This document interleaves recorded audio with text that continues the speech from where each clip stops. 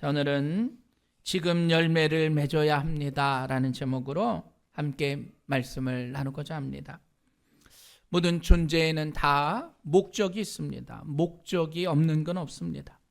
우리가 앉아있는 의자도 사람이 앉기 위한 목적을 가지고 만들어진 겁니다. 여러분, 모든 사물에도 목적이 있는데 우리가 인생을 살아가면서 우리의 삶의 목적이 무엇일까? 그걸 알고 살아가야 합니다. 꽃은 꽃을 피워야 하는 것이죠. 나무는 열매를 맺는 게 목적입니다. 유실나무는 포도나무나 사과나무는 열매를 맺어야 합니다. 또 침엽수나 백향목 같은 건 좋은 제목으로 쓰임을 받는 목적이 있습니다. 그렇다면 과연 우리는 어떠한 삶의 목적을 가지고 살아가야 할까? 오늘 본문의 말씀은 예수님이 시장하셨습니다. 그리고 길가를 걸어가고 있다가 무화과 나무에서 열매를 맺을까 가보셨는데 무화과 나무에 열매가 없었습니다. 그런데 예수님께서 그 나무를 말라버리게 하셨다. 마가복음 11장 20절에 보면 다음날 아침에 보니까 그 나무가 뿌리채 말라져 있는 것을 보았다라는 거예요. 아니, 예수님이 왜 그렇게 하셨을까? 지금은 무화과 나무가 열매를 맺는 시기도 아닌데 왜 그 무화과 나무를 저주하셨을까? 자, 13절 다시 한번 봅니다.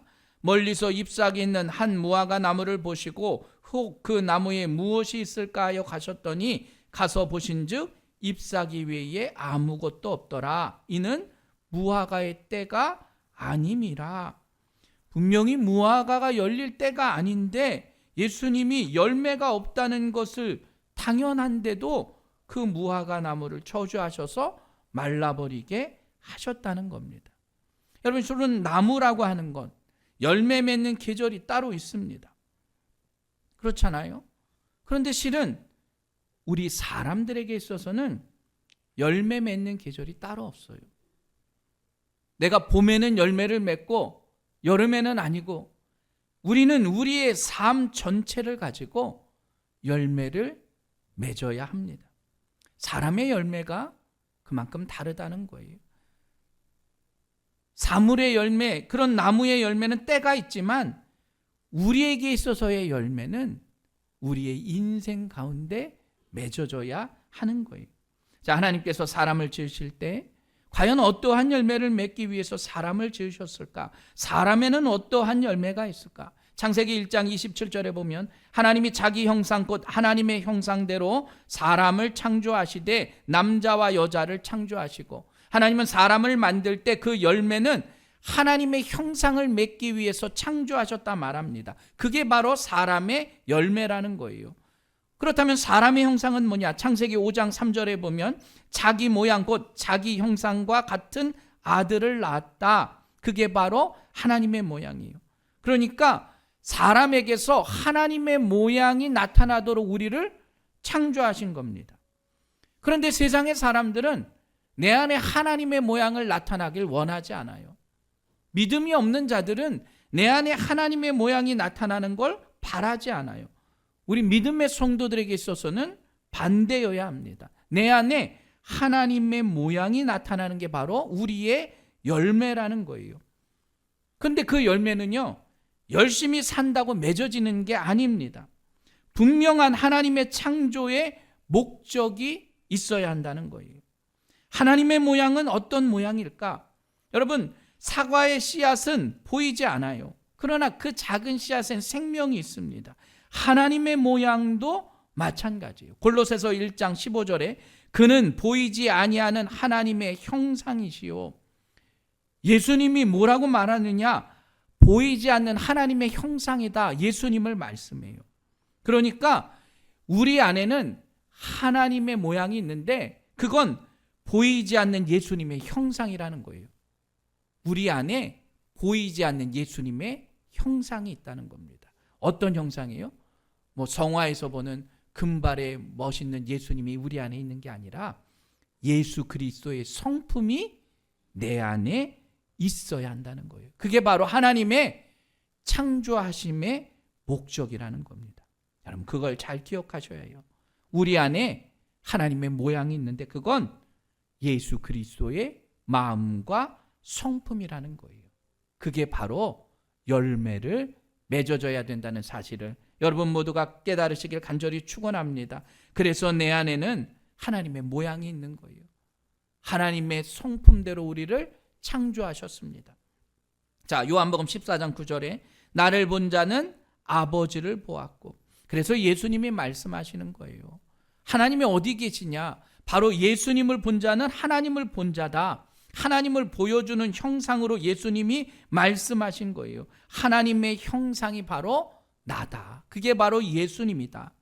우린 그걸 알기에 우리의 분명한 목적을 깨달아야 합니다.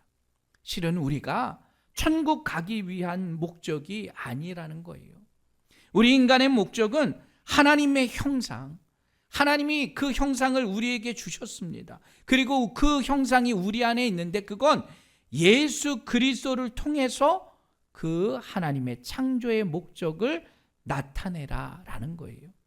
여러분, 예수 그리스도의 열매를 맺을 수 있는 우리 새생명교회 성도들 되시길 주님의 이름으로 간절히 축원합니다.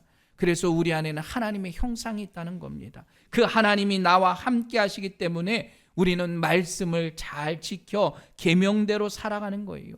그리고 그 하나님의 모양은 어떻게 나옵니까? 내가 열심히 한다고 나오는 게 아니에요. 내가 노력한다고 되는 게 아닙니다. 내 안에 하나님이 들어오셔야, 하나님의 생명이 내 안에 임해야 내 안에 있는 것이 밖으로 나와요. 그게 바로 하나님의 형상이 되는 겁니다. 사람의 능력으로, 사람의 어떠한 재능으로 나오는 것이 될 수 없다는 거예요. 사람에게서는 하나님의 모양은 나올 수 없습니다. 이 사람들의 열매로서는 하나님의 형상이 맺혀질 수가 없다는 거예요. 여러분, 우리에게는 하나님의 생명이 있음을 기억하시길 간절히 축원합니다. 그러나 그 생명을 잘 지켜나가기 위해서, 열매를 맺기 위해서 우리가 노력해야 합니다. 세상의 사람들은요, 인문학을 가지고 아주 훌륭한 학문이라고 이야기해요. 또 그런 세상의 지식에 많은 사람들이 넘어가요. 그러나 여러분, 그걸로 하나님을 알 수는 없습니다. 세상은 하나님을 깨달을 수 없어요. 하나님의 모양은 바로 예수 그리스도의 성품과 은혜를 통해서만 우리가 깨달을 수 있다는 사실을 기억하시고, 오늘 예수님께서 무화과 나무를 저주하신 이유는 우리에게 비유하시기 위해서예요. 너희들 나무가 때가 되지 않아 열매를 맺지 않았지만 우리는 항상 열매 맺는 삶을 살아라 말씀하고 있어요. 마지막 때 분명히 말씀하십니다. 너희 안에 하나님의 형상이 있느냐? 네가 예수 그리스도의 성품과 마음으로 인생을 살아왔느냐? 내 안에 하나님의 생명이 있느냐를 분명히 물으시겠다라는 거예요.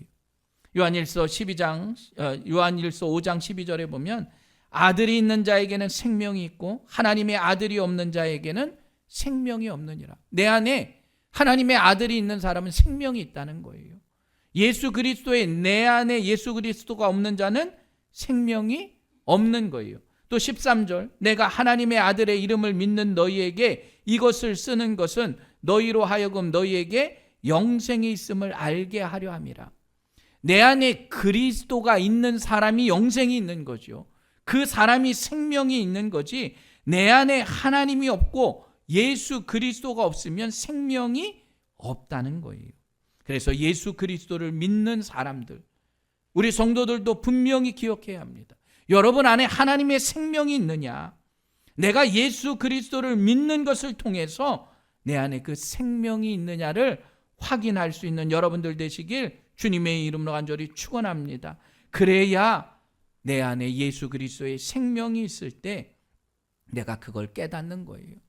여러분, 예수를 믿는다고 하는 건 바로 그겁니다. 귀신들도 알아요. 예수님이 하나님이신 거를. 귀신들도 천국과 지옥이 있는 걸 알아요. 그러나 그것보다 중요한 건 내 안에 정말로 예수 그리스도의 생명을 통해서 내가 죄사함을 얻었느냐를 깨달을 때 여러분, 예수 그리스도를 온전히 영접할 수 있는 여러분들의 삶이 된다는 것을 기억하시기 바랍니다. 그래서 십자가의 사건이 중요한 거예요. 내 안에 하나님의 생명이 들어왔음을 깨닫는 사건이 바로 십자가의 사건이에요. 오늘날 우리에게도 많은 것을 기억하게 합니다. 예수 그리스도의 십자가의 보혈의 능력이 우리 새생명교회 성도들에게도 함께한다는 사실을 여러분 모두가 깨달으시길 간절히 축원합니다. 그러면 내 안에 하나님의 생명이 있음을 우리는 확인한 자들이에요. 내 안에 생명의 영이 있기에 여러분 그것을 가지고 세상 가운데서 살아가는 겁니다. 하나님의 영은 어떻습니까? 빛으로 임하신 거예요. 하나님의 영이 빛으로 임했다고 하는 건 어둠과 빛을 구분하시겠다라는 겁니다. 빛이라고 하는 건 생명이고 어둠이라고 하는 건 사망이에요. 하나님이 내 안에 역사하시고 인도하신 건 바로 내가 생명인가 사망인가, 빛인가 어둠인가를 구별할 수 있는 지혜가 있어야 한다는 겁니다. 그래서 로마서 8장 5절에 보면 육신을 따르는 자는 육신의 일을, 영을 따르는 자는 영의 일을 생각하나니 육신의 생각은 어떻게 해요? 사망이고 영의 생각은 생명과 평안이니라. 내 안에 빛이 있을 때 나는 빛의 생각을 하는 거예요. 하나님의 영이 내 안에 있을 때 나는 영의 생각을 하는 거예요. 그러나 하나님의 영이 내 안에 있지 않은 사람들은 육신의 일만 생각한다는 겁니다. 육신의 일은 어떤 일이에요? 사망의 일, 죽은 일이라는 거예요. 내 안에 육신의 생각과 영의 생각을 구별하는 것, 그게 바로 신앙의 길이에요. 내가 사망의 길을 갈 것인가 생명의 길을 갈 것인가. 놀라운 건 하나님의 생명의 길을 가는 사람, 영의 생각을 하는 사람에게는 평안이 있다 말합니다. 내 안에 육신의 생각과 영의 생각을 구별하는 사람에게, 그리고 영의 생각을 생각하는 사람에게는 평안함이 더하여짐을 여러분 모두가 깨달으시길 바랍니다. 그래서 늘 기억해야 합니다. 내가 생명의 길을 가고 있는가? 사망의 길을 가고 있는가?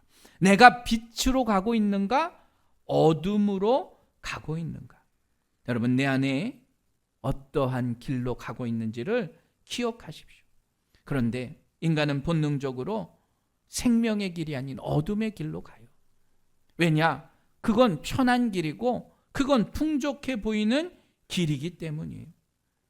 우리가 언제나 본능적인 삶을 가지고 어둠의 길이 아닌 여러분 생명의 길로 가십시오. 그 길로 갈 때 열매를 맺게 되는 거예요. 그리고 그 열매는 나중에 결산하시겠다는 거예요. 하나님께서 우리를 마지막 때에 네가 어떻게 살았는가? 네가 생명의 길로 갔는가? 하나님이 기뻐하시는 그 길로 나아갔는가? 네 삶 가운데, 너의 삶 가운데 생명의 삶이 있었는가를 물으시겠다라는 거예요. 여러분, 그때 물으실 때 내 안에 열매가 맺혀져 있어야 한다는 겁니다. 네가 열매를 맺지 않았으면 뿌리채 말라가게 하시겠다 말하고 있어요. 우리의 인생은 생명을 누리고 살아가는 인생임을 여러분 모두가 깨달으시길 주님의 이름으로 간절히 축원합니다. 그래서 요한일서 1장 5절에 우리가 그에게서 듣고 너희에게 전하는 소식은 이것이니 곧 하나님은 빛이시라 그에게는 어둠이 조금도 없으시다는 것이니라. 하나님은 빛이세요. 그래서 우리는 하나님의 빛으로 나아가는 겁니다. 어둠은 죄와 사망의 길이에요. 요한일서 2장 9절 빛 가운데 있다 하면 그 형제를 미워하는 자는 지금까지 어둠에 있는 자요. 요한일서의 빛과 어둠을 말하고 있습니다. 우리가 빛 가운데 있다 말하지만 내 형제를 미워하는 사람은 어떻게 해요? 어둠에 있는 자예요. 내가 원하지 않지만 내가 육신을 가지고 있기 때문에 실은 우리 안에는 누구나 다 그 어둠의 마음이 있다는 거예요. 내 마음의 미움과 내 마음의 그 어둠을 가지고 세상 사람들은 그 어둠의 마음이 커지고 있다라는 거예요. 반대로 빛은 하나님의 것이죠. 내 마음에 어둠이 있고 내 마음에 죽음과 사망과 죄악의 것들이 있지만 하나님이 내 마음에 오실 때 나는 그것을 통해서 내 마음이 밝아짐을 느낀다라는 거예요. 여러분, 우리가 늘 세상 가운데 살아갑니다. 우리의 마음도 실은 어둠의 마음이 깔려져 있어요. 그 마음 가운데 하나님의 빛의 마음이 임하게 될 줄 믿으시길 간절히 축원합니다. 여러분, 그래야 우리의 마음의 미움이 사라지는 거예요. 답은 바로 하나님이십니다. 하나님은 빛이고 하나님은 생명이세요. 그 하나님의 마음이 나에게 임해야 된다는 겁니다. 그게 바로 하나님의 창조의 목적이에요. 여러분을 그냥 아이고 사랑하는 아들이니까 복 주기 위해서가 아니라 우리의 마음에 하나님의 빛이 임하기를 하나님은 원하셨다는 거예요. 그래서 하나님의 형상대로 우리를 창조하신 거예요. 세상의 어떤 학문이 아니라요. 예수 그리스도의 그 놀라운 은혜를 통해서 하나님의 생명의 빛이 우리 가운데 임한다는 사실을 깨달으시길 간절히 축원합니다. 그래서 주님도 말씀했어요. 내가 길이요 진리요 생명이다. 그 길을 따라가라는 겁니다. 근데 그 길이 넓고 편한 길이 아니라 말씀하세요. 내 안에 예수 그리스도가 임하게 하는 게 쉽지 않다는 겁니다. 그 길은 좁은 길이고요. 그 길은 협착한 길이에요. 세상 사람들이 가는 길은 넓은 길이에요. 편한 길이에요. 그런데 그 길은 멸망의 길일 수밖에 없다는 거예요. 아무리 세상에서 출세했다고 하나님이 인정해 주지 않으면, 하나님의 그 빛이 임하지 않으면 그 사람은 실패한 사람이에요. 그 사람에게는 온전한 생명이 있을 수 없는 거예요. 오늘 우리가 주의 전에 나와 예배 드립니다. 우리가 이 자리에 나와서 예배를 드릴 때 하나님의 그 빛의 영이 우리 안에 임하지 않으면 여러분 이 예배도 소용없는 거예요. 절대적인 존재의 목적은 뭐냐? 하나님의 모양이 나타나는 것. 하나님 그걸 위해서 우리를 창조하신 거예요. 내 존재의 목적이 바로 그거라는 거예요. 우리가 잘 알아야 합니다. 여러분 잘 사세요. 잘 먹고요. 잘 쉬고 열심히 일도 하시고 많은 것도 누리십니다. 그런데 원론적인 우리의 존재의 목적은 그런 것이 아니라는 것을 깨달으시길 간절히 축원합니다. 내 안에 하나님의 빛이, 하나님의 생명이 임할 때 여러분 우리는 열매 맺는 삶을 살아갈 수 있다는 사실을 기억하시길 간절히 축원합니다. 그렇다면 나는 지금 열매를 맺고 살아가고 있느냐?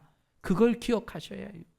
만약에 오늘 하나님이 나를 부르신다고 해도 하나님 나는 당신 앞에서 하나님의 빛의 열매를 맺고 살아갑니다. 자신 있게 이야기할 수 있는 성도가 되어야 합니다. 요한일서 2장 9절 형제를 미워하는 자는 어둠에 있는 자다. 우리는 빛이라고 이야기하는데 내 마음에 미움이 있다면 그건 빛이 아니라 어둠에 있다는 거예요. 요한일서 2장 10절 형제를 사랑하는 자는 빛 가운데 거하는 자다. 내가 누구를 사랑한다는 마음이 있으면 나는 빛 가운데 거하는 자다. 어둠과 빛을 분명히 구분시켜 주셨다라는 거예요. 여러분 우리가 주님 앞에 갈 때요. 나는 하나님의 빛 가운데 거했습니다. 자신 있게 말하는 게 바로 열매를 맺었다는 증거예요. 우리의 이웃뿐만 아니라요. 우리의 가족들에게 여러분 하나님의 빛 가운데 거하는 새생명교회 성도들 되시길 주님의 이름으로 간절히 축원합니다. 예수 그리스도의 성품이 바로 그거예요. 예수님을 닮아가자고 하는 게 바로 그겁니다. 우리는 함께 믿음 안에 살아가는 성도들입니다. 가장 가까운 성도들, 가족들이 우리 주위에 있어요. 우리가 세상을 보면서 세상 가운데 살아가지만 주일날 교회에 와서 함께 공동체 안에 살아갑니다. 그런데 어떻게 다 좋을 수 있어요? 안 좋은 것도 있잖아요. 완전할 수 없는 겁니다. 그런데 여러분 하나님의 생명을 누리는 사람은요, 하나님의 빛이 내 안에 임한다는 사람은요, 나를 바라보는 거예요. 상대방의 빛을 보는 게 아니라 내 가운데 임하는 빛을 통해서 상대방을 보는 겁니다. 그러면 다른 사람을 미워할 수 없어요. 다른 사람을 사랑할 수밖에 없습니다. 사람이 어떻게 완전합니까? 사람은 실수할 수밖에 없어요. 그런데 어떤 사람들은 아이 저 사람 때문에 내가 넘어졌단 말이에요. 상대방을 탓하는 게 아니라 내 안에 빛을 보는 겁니다. 하나님의 빛이 내 안에 임한 사람은요, 누구든지 사랑할 수 있는 거예요. 그래서 예수님이 말씀하세요. 원수도 사랑하라. 예수 그리스도의 은혜가 내 안에 있으면, 하나님의 빛이 내 안에 있으면 원수도 사랑할 수 있다가 예수님이 말하고 있는 그러한 말씀이에요. 주님은 그걸 깨달았습니다. 오늘 본문의 무화과 나무는요, 주님이 필요했을 때 무화과 나무 열매가 없었다는 게 문제예요. 그건 나무의 때가 아니라 주님이 필요할 그때의 열매가 없은 거예요. 오늘 우리에게도 마찬가지입니다. 주님이 필요할 그때에 내게 열매가 있어야 합니다. 아유, 내가 10년 후에 내가 신앙생활 좀 열심히 하고 그때 내 신앙을 완성하겠습니다. 그 전에 오시면 어떻게 할 거냐는 거예요.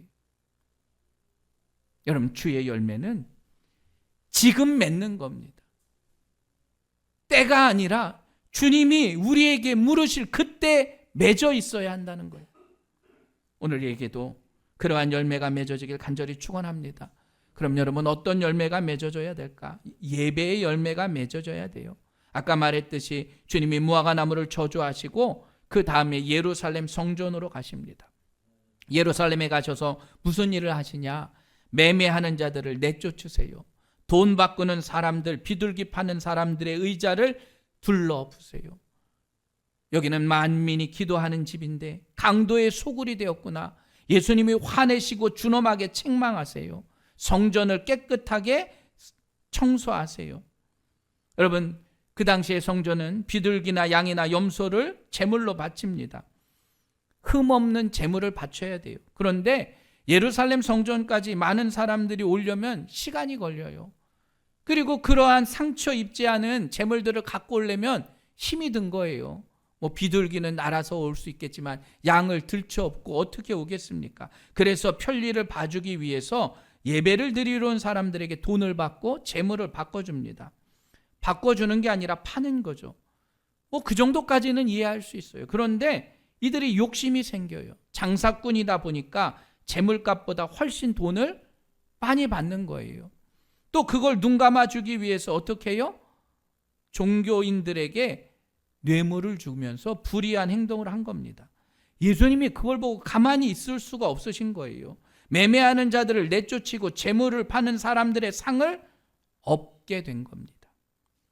여러분, 교회가 세속화된 거예요. 예배가 변질된 겁니다. 성전이 아름답고 예배는 거창해 보이지만 강도의 소굴로 변한 거예요. 예수님의 열매는 뭐냐?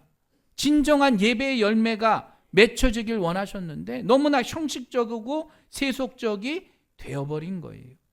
겉만 무성한 잎사귀, 그게 바로 예배가 된 거예요. 하나님이 원하시는 예배는 무엇일까? 로마서 12장 1절. 그러므로 형제들아, 내가 하나님의 모든 자비하심으로 너희를 권하노니 너희 몸을 하나님이 기뻐하시는 거룩한 산제물로 드리라. 이는 너희가 드릴 영적 예배니라. 어떤 예배를 드리라고요? 우리의 산 제물이 되는 예배를 드리라는 거예요. 내 마음과 내 몸과 내 존재와 내 삶을 드리는 예배. 하나님이 원하시는 잎사귀가 아니라 열매를 맺는 예배가 되길 간절히 축원합니다. 여러분, 그들이 죽은 짐승을 바치는 건 죽은 제사예요. 살아있는 나를 드릴 수 있는 예배가 되어야 한다는 거예요. 죽은 짐승만 바쳤지 자신은 바치지 않았다는 겁니다. 돈 주고 값진 것을 사서 드리기만 했지, 형식적으로 드리기만 했지, 나를 드려지는 예배는 드려지지 않았어요. 오늘날 하나님이 원하시는 예배의 열매는 나를 드리는 예배의 열매임을 깨달으시길 간절히 축원합니다. 아버지께 참되게 예배하는 자들은 영과 진리로 예배할 때가 오나니. 여러분, 하나님은 영이시니 예배하는 자가 영과 진리로 예배하게 될 줄 믿으시길 간절히 축원합니다. 우리의 영과 진리로 예배드리는 거예요. 두 번째, 우리는 어떤 열매를 맺어야 되느냐? 믿음의 열매를 맺어야 합니다.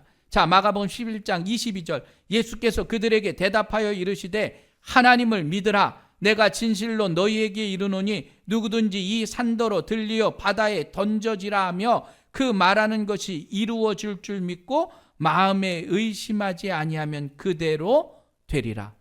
뭐라고요? 하나님을 믿으라는 거예요. 산을 들어 바다에 던질 수 있는 믿음이 열매라는 겁니다. 여러분, 산을 들어 바다에 던지면 어떻게 해야 돼요? 요즘 같으면 불도저나 포크레인으로 산을 깎아서 바다를 메울 수 있어요. 그건 믿음이 아니라는 거예요. 우리 안에도 다 산이 있습니다. 제각기 크고 더 큰 산이 있어요. 누구는 그 산을 넘지 못해 고통 가운데 있습니다. 육체적인 질병의 산도 있을 수 있고요. 물질의 어려움의 산도 있을 수 있어요. 그런데 믿음은 뭐냐? 그 산을 들어 바다에 던지는 게 믿음인 줄 깨달으시길 간절히 축원합니다. 주 믿는 사람이 일어나 다 힘을 합하여 믿음이 이기는 줄 깨달으시길 간절히 축원합니다. 그걸 믿는 거예요. 내가 포크레인을 사서 그 산을 깎는 것이 아니라 그 산이 옮겨 메꿔지길 믿는 믿음. 여러분, 그 믿음으로 살아갈 수 있는 우리 새생명교회 성도들 되시길 간절히 축원합니다. 잎사귀만 믿는 믿음이 아니에요. 겉모양만 믿는 믿음이 아닙니다. 믿음은 산을 옮길 만한 믿음이라는 사실을 기억하시길 간절히 축원합니다. 또 우리에게는 기도의 열매가 맺혀져야 합니다. 24절 말씀. 그러므로 너희에게 말하노니 무엇이든지 기도하고 구하는 것은 받은 줄로 믿으라. 그리하면 그대로 너희에게 그대로 되리라. 여러분, 형식적인 기도가 아니라요, 반드시 이루어질 줄 아는 믿음을 가지고 기도하는 거예요. 믿음은 바라는 것들의 실상이요 보이지 않는 것들의 증거다.